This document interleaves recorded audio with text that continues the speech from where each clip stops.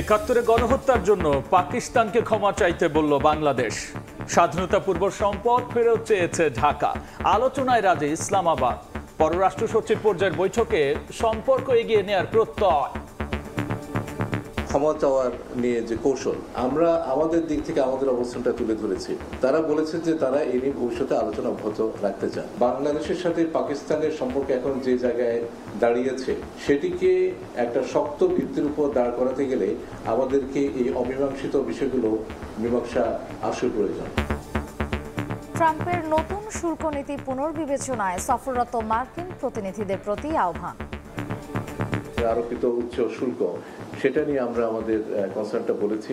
আমাদের দুই দেশের মধ্যে যে ট্রেড গ্যাপ আছে, সেই ট্রেড গ্যাপ কিভাবে কমানো যায় সেটা নিয়ে বলেছি যে আমরা আমাদের দিক থেকে কি কি উদ্যোগ নিচ্ছি সেগুলো সম্পর্কে একটা সাধারণ আলোচনা হয়েছে।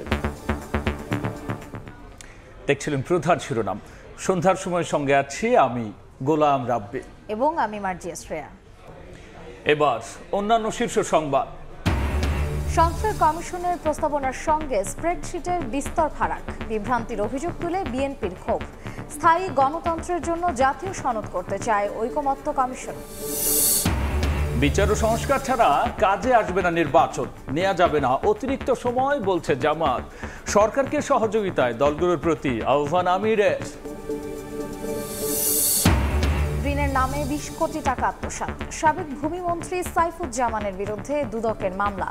সাবেক 2 এমপির বিরুদ্ধেও অর্থ লোপাটের অভিযোগ। এবং রাজস্ব আদায় বাড়াতে কর ছাড় বাতিল সহ কয়েক দফা শর্ত জুড়ে দিল IMF। পূরণ হলে আগামী জুনে মিলতে পারে ঋণের চতুর্থ ও পঞ্চম কিস্তির অর্থ।